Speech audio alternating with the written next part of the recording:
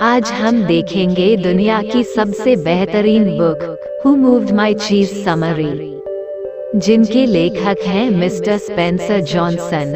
एक बार एक भूल भुलैया के पास 4 लोग रहते थे। उनमें 2 चूहे स्निफ और स्करी थे और 2 छोटे आदमी हेम और हॉ थे। एक बार उन चारों को एक चीज स्टेशन सी पर बहुत सा चीज रखा हुआ मिल गया।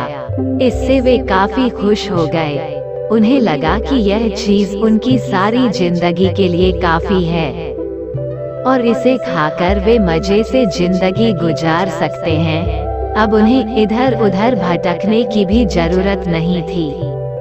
स्निफ और स्करी हर सुबह जल्दी उठते थे और स्टेशन सी पर जाकर चीज खाते थे। इसके अलावा वे भूल भुलैया के दूसरे भागों में भी घूमते रहते थे। इसके विपरीत हेम और हॉ लेट उठते थे। उन्हें लगता था कि चीज स्टेशन पर ही तो है, वहां से वो कहाँ जाने वाला है, आराम से जाकर खा लेंगे। इस मानसिकता के कारण वे बहुत सुस्त और आलसी हो गए थे। स्निफ और स्करी चीज पाकर खुश तो बहुत थे, फिर भी वे अपनी आंखें नाक कान खुले रखते थे। वे हर सुबह चीज को मेजर करते थे कि कितना चीज बाकी है। वे सुस्त नहीं थे, बल्कि खुद को एक्टिव रखते थे। उन्होंने जल्दी ही समझ लिया कि चीज धीरे धीरे खत्म हो रहा है और एक दिन ये खत्म भी हो सकता है। लेकिन हेम और हॉ ने कभी इस बात पर ध्यान नहीं दिया। उन्हें लगा चीज बहुत ज्यादा है और कभी खत्म नहीं हो सकता। इससे पहले कि आप हमारे वीडियो में खो जाए, कृपया हमारे चैनल को लाइक और सब्सक्राइब कर ले। हमारा चैनल बेस्ट मोटिवेशनल चैनल में से एक है, जो आपके लिए ऐसे ही मोटिवेशनल वीडियो लेकर आते हैं। तारांकन एक दिन स्निफ और स्करी चीज स्टेशन सी पर पहुँचे तो देखा कि वहाँ कोई चीज नहीं था। लेकिन इससे वे ज्यादा हैरान नहीं हुए। वे तो पहले से ही ऐसी सिचुएशन के लिए तैयार थे। उन्हें पता था कि एक दिन ऐसा हो सकता था। वे न गुस्सा हुए, न अफसोस किया और न दुखी हुए। उन्होंने जरा भी समय बर्बाद नहीं किया और नया चीज स्टेशन ढूंढने निकल गए। लेकिन जब हेम और हॉ चीज स्टेशन सी पहुँचे तो उन्हें शॉक लग गया, क्योंकि चीज वहाँ नहीं था। हेम गुस्से से चिल्लाने लगा और बोला, ये चीज यहाँ से किसने हटा दिया? दोनों काफी देर तक फ्रस्ट्रेट होते रहे। फिर हेम ने कहा, स्निफ और स्करी यहाँ नहीं है, शायद वे कहीं और चीज ढूंढने निकल गए हैं। क्या हम भी चलें? हॉ बोला, नहीं, वे सिर्फ चूहे हैं, उन्हें तो अक्ल ही नहीं है। हम इंसान हैं और उनसे कहीं ज्यादा इंटेलिजेंट हैं। हम अपने दिमाग का इस्तेमाल करके हर चीज पहले की तरह कर देंगे। तारांकन उधर दूसरी और स्निफ और स्करी हर दिन नया चीज खोजने में लगे हुए थे। वे हर दिन नए नए रास्तों पर निकल पड़ते थे और मेहनत करते रहते थे। आखिर एक दिन उन्हें एक नया चीज स्टेशन एन मिल गया। इस स्टेशन पर पहले से भी कहीं ज्यादा चीज रखी हुई थी। इससे स्निफ और स्करी बहुत खुश हो गए। वे फिर से हंसी खुशी जीवन बिताने लगे।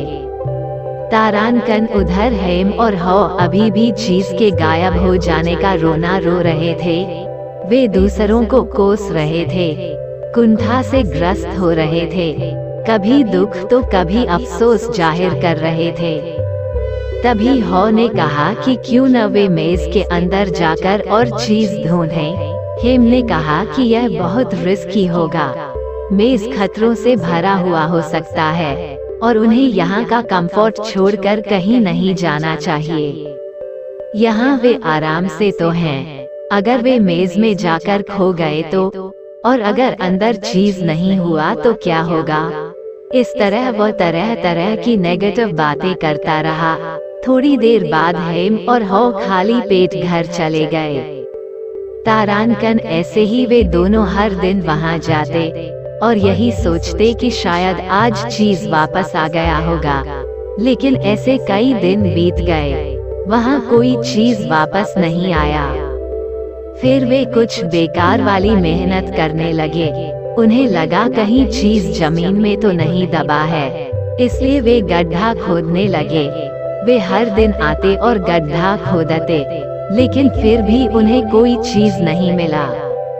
एक दिन हो ये सब देखकर हंसने लगा। हेम के पूछने पर उसने कहा कि हम हर दिन एक ही काम कर रहे हैं, लेकिन रिजल्ट नया चाहते हैं। ये तो मूर्खता है। वो कहता है कि अब उन्हें मेज में जाना चाहिए, लेकिन हेम उससे काफी बहस करता है, लेकिन नई चीज की खोज में जाने से मना कर देता है। अंत में हो अकेले ही चीज की खोज में मेज के अंदर चला जाता है। तारांकन हो को शुरू में मेज के टेढ़े मेरे रास्तों से डर लगता है, लेकिन फिर भी वो धीरे धीरे आगे बढ़ता रहता है। धीरे धीरे उसने महसूस किया कि मेज के रास्ते इतने भी बुरे और खतरनाक नहीं हैं जितना वो पहले सोच रहा था। अब उसका डर धीरे धीरे निकलने लगा। उसको सफर में नए नए अनुभव होने लगे। उसके पास अभी भी चीज नहीं था, लेकिन फिर भी वो खुश था। उसे ऐसा लग रहा था जैसे वो किसी नए एडवेंचर पर जा रहा हो। अब तक उसके मन का सारा डर निकल गया था और वो हर नए रास्ते पर बेखौफ होकर जा रहा था। एक दिन उसे एक नया चीज स्टेशन ए मिलता है, लेकिन अंदर जाकर देखता है कि वहाँ सिर्फ चीज के छोटे छोटे टुकड़े पड़े हुए थे। अब हो सोचता है कि काश वो पहले ही आ गया होता तो ये चीज उसे मिल जाता। वो भर पेट चीज खाता है और कुछ चीज इकट्ठा करके वापस हेम के पास जाता है। अब तक हेम की हालत बहुत खराब हो चुकी थी। हो उसे चीज देता है और बताता है कि अंदर और चीज मिल सकती है, लेकिन हेम कहता है कि उसे नई चीज नहीं चाहिए, उसे वही पुरानी वाली चीज चाहिए। वो अब भी नेगेटिव विचारों से भरा हुआ था। इसके बाद हो फिर से नया चीज ढूंढने के लिए मेज में चला जाता है। अपने पीछे वो निशान भी छोड़ देता है ताकि कभी हेम आना चाहे तो आसानी से आ सके। रास्ते पर चलते चलते हो को इधर उधर चीज के टुकड़े मिल जाते थे। उन्हें खाता हुआ वो आगे बढ़ता रहता था। इसी तरह एक दिन हो को चीज स्टेशन एन मिल जाता है। वहाँ पर इतनी सारी चीज थी कि वो देखकर हैरान हो जाता है। उसने देखा स्निफ और स्करी पहले से ही वहाँ थे। अब हो भी वहाँ रहने लगता है, लेकिन अब वो पहले की तरह कंफर्ट जोन नहीं बनाता, बल्कि हर दिन चीज को एनालाइज करता रहता है कि चीज खराब या कम तो नहीं हो रहा। इसके अलावा वो आसपास की दूसरी जगहों पर भी घूमता रहता था, ताकि वक्त पड़ने पर उसे रास्ता जल्दी मिल जाए। अब और अपना जीवन खुशी से बिता रहा था। उसे अफसोस सिर्फ इस बात का था कि काश हेम भी वहाँ आ जाता। इस कहानी का दूसरा पार्ट आपके लिए मेरे चैनल पर उपलब्ध है। कृपया हमारे चैनल पर जाएं और इस बुक का पार्ट 2 जरूर देखें। Thank you for watching my video.